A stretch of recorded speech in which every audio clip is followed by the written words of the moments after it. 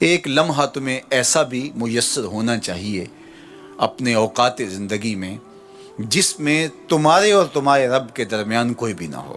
وَتَبَتَّلْ إِلَيْهِ تَبْتِيلًا، سب سے کٹ کے الگ تھلگ ہو کے بالکل یکسوئی کے ساتھ تم اپنی زندگی کے وہ لمحے اپنے رب کے ساتھ جوڑ دو۔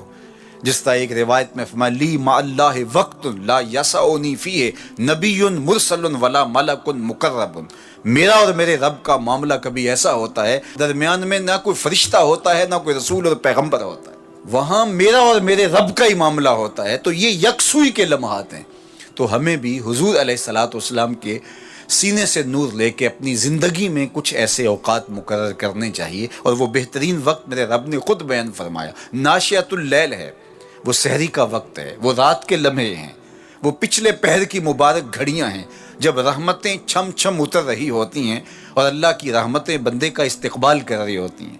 تو اس وقت اگر اللہ کے حضور کھڑے ہو کے ربط قائم کیا جائے تو وہ اللہ کے ساتھ جڑنے کا بہترین وقت ہے۔ اور نماز میں تبتل ہو، جب ہم نماز پڑھ رہے ہوں تو مکمل انہماک رب کے ساتھ ہو۔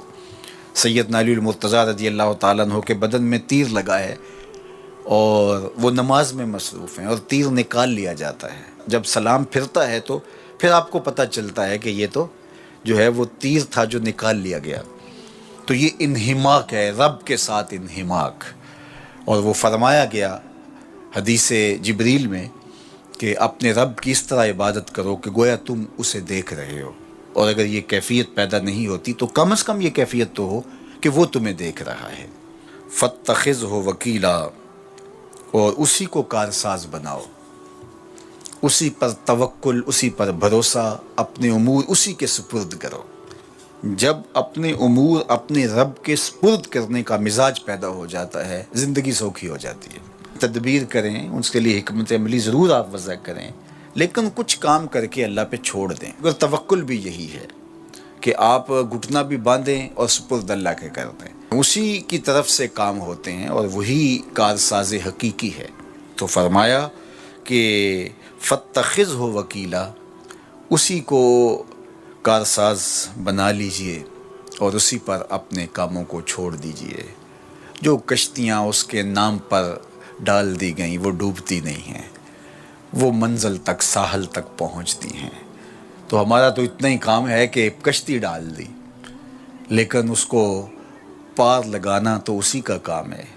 تو اسی لیے ہم سواری پر بیٹھتے ہوئے کہتے ہیں کہ مالک اس کو مسخر تو نے ہی کیا ہے ہمارے لیے، ہمارے میں طاقت تو نہیں تھی کہ اس کو مسخر کر سکتے۔ تو یہ اس کے کرم سے ہوتا ہے، تو وہ اگر چاہے تو کوئی مشکل نہیں ہوتی۔ تو اس لیے اپنے کاموں کا کارساز اسی کو بنایا جائے۔ ایک بزرگ تھے، وہ دریا کنارے وضو کر رہے تھے۔ ایک بچھو تھا جو ایک لکڑی پر تیرتا ہوا، کبھی پانی کے ہچکولوں سے وہ ڈوبتا بھی اور کبھی لکڑی کو تھام لیتا، یوں پانی کے بہاؤ پہ جا رہا تھا۔ تو ان بزرگوں نے دیکھا تو ہاتھ ڈال کر کے اس کو نکالنا چاہا، تو اس نے اپنی فطرت کے مطابق ان کے ہاتھ پہ ڈنگ مار دیا۔ درد کی شدت سے ہاتھ جھٹکا تو وہ گر گیا، تو پھر ڈوبنے لگا تو پھر پکڑا اور پھر اس نے ڈنگ لگا دیا۔ 7 مرتبہ اس نے ڈنگ مارا، اور آپ اس کو نکال کے 8ویں مرتبہ باہر نکالنے کی کوشش کر رہے ہیں۔ تو مرید نے کہا جو پاس بیٹھا تھا، حضرت یہ بار بار آپ کو ڈنگ مارتا ہے اور آپ اس کو نکالنے کے لیے کوشاں ہیں۔ فرمایا وہ اپنی بری فطرت سے باز نہیں آتا، میں اپنی اچھی عادت سے باز کیسے آ جاؤں؟ تو لوگوں کے ساتھ رویہ اچھا رکھے، وہ جو بھی رویہ رکھے۔ ہم کہتے ہیں کوئی اینٹ اٹھائے گا تو ہم آگے سے پتھر اٹھائیں گے، تو یہ کیا کمال ہوا؟ لوگ کہتے ہیں تم 1 قدم پیچھے ہٹو گے، میں 10 قدم پیچھے ہٹوں گا، تو یہ کیا کمال ہوا؟ تم کہو میاں تم جتنے مرضی قدم پیچھے ہٹو، میں بھاگ کے تمہارا دامن پکڑ لوں گا، تمہیں جانے نہیں دوں گا، ایک دن تجھ کو بھی جیت لوں گا محبت کے زور پہ۔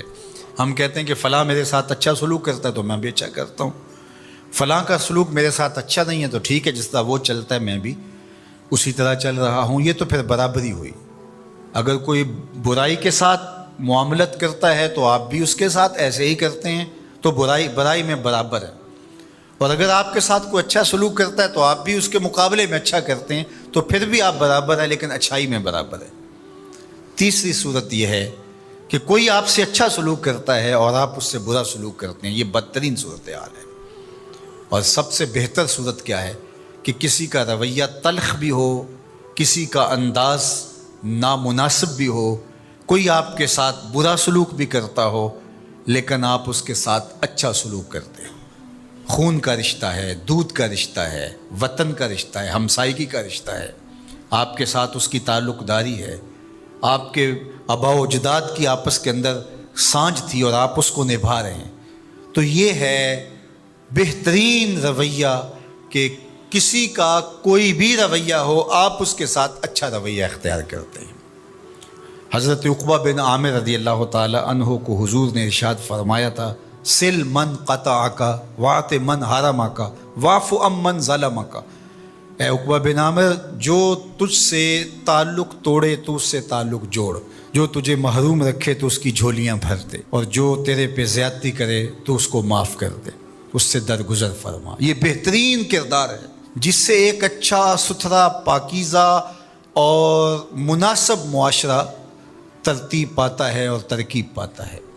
تو میرے اور آپ کے آقا و مولا نے ہمیں یہ تلقین کی، بلکہ فرمایا جو یہ چاہتا ہے کہ اس کی عمر میں برکت ہو اور رزق میں اضافہ ہو، وہ رشتہ داروں کے ساتھ سلوک اچھا کرے۔ یہ راز ہے عمر میں برکت کا اور رزق میں اضافے کا۔ رشتہ داروں کے ساتھ اگر سلوک اچھا کرو گے تو تمہاری عمر میں بھی برکت ہوگی، تمہارے رزق میں بھی برکت ہوگی۔ تو ہمیں یہ تلقین کی گئی۔ رشتہ دار تو دودھ یا خون کی سانجھ سے رشتہ دار بنتے ہیں، کوئی عام انسان بھی ہو، ہمیں تو ان کے ساتھ بھی اچھا رویہ اختیار کرنے کی تلقین کی گئی۔ حتیٰ کہ آپ کے دین پر نہ بھی ہو تو آپ کی ہمسائیگی میں بستا ہے، مستامن ہے، ذمی ہے، تو اس کے ساتھ آپ کا سلوک اچھا ہوگا۔ آپ کا دین آپ کو یہ سکھاتا ہے۔ شیخ سعدی بولے، شنیدم کے مردان راہ خدا، دلے دشمنا ہم نہ کردن تنگ، تو را کے میسر شود ای مقام کہ با دوستانت خلاف است و جنگ۔ میں نے سنا ہے کہ جو اللہ کے بندے ہیں وہ تو دشمنوں کا دل بھی نہیں دکھاتے۔ تجھے تصوف کے مراتب رفیع کیسے نصیب ہو سکتے ہیں؟ تو اپنوں سے جنگ چھیڑ کے بیٹھا ہے، تو اپنوں کے گریبان پھاڑ رہا ہے، اپنوں کی پگڑیاں نوچ رہا ہے، اور تو اپنی رشتہ داریوں کو توڑ رہا ہے، تو اپنے ہم منصبوں کے ساتھ الجھاؤ میں مبتلا ہے، اپنے ہم مسلکوں ہم مشربوں کے ساتھ تیرا الجھاؤ چل رہا ہے، تیری لڑائی چل رہی ہے۔ تجھے کیسے مرتبہ اور باطن کا نور اور اندر کا اجالا نصیب ہوگا؟ جو اللہ کے بندے ہیں وہ تو دشمنوں کا بھی دل نہیں دکھاتے۔ انسان تو انسان رہے، وہ تو جانوروں کے ساتھ بھی رویہ اچھا رکھتے ہیں کہ یہ اللہ کی مخلوق ہے۔ مخلوق ہونے کے ناطے سے الخلق و عیال اللہ، تمام مخلوق اللہ کا کنبہ ہے، اور اس کے ساتھ اس نے سلوک، ان کا کچھ بھی رویہ ہو۔ حضور کے غلام اور اسلامی معاشرہ، اس میں یہ کس طرح چیز